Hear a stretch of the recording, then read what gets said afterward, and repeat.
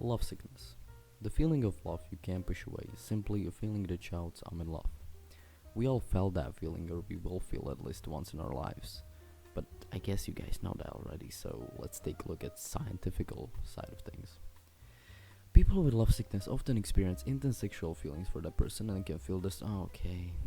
This is called Timo's thoughts, not Wikipedia reading, so I thought about love sickness or love in general for the past few days, and that's how I got feeling that I want to do this channel. Like, love is, in my opinion, just a chemical reaction that makes you feel some type of way. Love sickness, on the other hand, is just a feeling that, in my opinion, hits hard and fades away slowly, leaving this feeling of love behind. Love can fade away too, don't get me wrong, but love can be compared to love sickness. Here, let me tell you why. Love is a feeling that stays for long, and it makes you appreciate someone for a long period of time. Love sickness, on the other hand, it just makes you feel really down bad for someone for a short period of time. Okay, it doesn't have to be a short period of time, but like, you get me. When you're lovesick, you just constantly keep thinking about someone and have this urge to talk with them and see them constantly and stuff like that. You simply can't wrap your head around how can someone be so attractive like this person is. Whether it's in their personality or looks, you simply just are in love with every inch of them. You get all happy and the world goes all pink when they message you or call you or talk to you or whatever. When you are in love, you are just simply appreciating someone for a long period of time. You are like best friends to each other. You and your significant other feel like the happiest people on earth because you can be together. You tend to communicate much more, so your brain won't break up on stupid fights. But sometimes simply things don't work out and you break up and boom, the feeling of missing the other person and the feeling destroyed. Love is funny in this, because it can lead you into such states as depression, which is a state of being sad and not having motivation and stuff, blah blah, you know what, but like, that's maybe for another video. So yes, in fact, love is a strong feeling that can last for long periods of time and can hurt for even longer.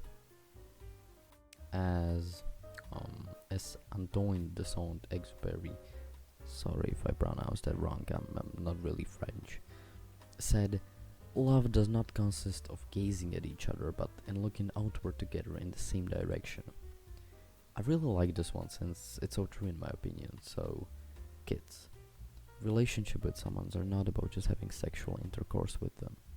It's about admiring each other and having plans for the future that match. It's kinda sad that it's year 2022, and some people still believe love and this whole relationship thing is about sex, and sex. Like, it's not. I also asked a few of my friends what do they think about love sickness or love in general. None of them really replied, but like, my friend Cotton said, being lovesick hurts and feels awesome at the same time. I think we could go deeper on this one, You see, my friend Cotton is lovesick for one person, and even though he doesn't want to accept it or say it is true, in my opinion, we can break down love sickness into 4 stages. First stage, realization. Realization that you are lovesick is often quite surprising. It comes out of nowhere when you expect it the least. And when you try to search for it, you simply can't find it. Yeah, that's cool, but how do I realize if I'm lovesick? Realizing that you're lovesick is often quite easy, but if you're not sure, here we go, I will give you some stuff lovesick people do. First, you can stop thinking about them. What I mean by this is that everything reminds you of the other person, and basically you think like, oh my god, they're so perfect, and can't think of anything else. Or it's really hard to think about anything else. Second, you start smiling at their messages. You start smiling at your phone like dumbass when their name pops up at your phone. You start to smile when they simply are talking with you via messages or in real life or whatever, Third, jealousy. You start being jealous when they're telling you about someone else, or when you see them talking to someone else and not you. Or simply you can just feel common symptoms of love sickness, which many people feel, which are dizziness, loss of appetite, restlessness, flushed or feverish skin, racing pulse, pounding heart, and so on. Second stage, denial. You start denying that you are crushing somebody and start saying stuff like, shut up, I'm not lovesick, or it's only one time feeling. Yeah, sure, buddy. Third stage, self doubt. You start doubting yourself if you are good enough or if you are good for them. This stage can be either short term and innocent, or it can lead to depression and such. Again, very funny thing. Fourth stage, shooting your shot. You simply just get fed up with this feeling and not being sure again, and you finally ask them if you guys are gonna be a thing. Again, this stage might happen or might not. Highly depends on person, if you're shy or if you're like, you know.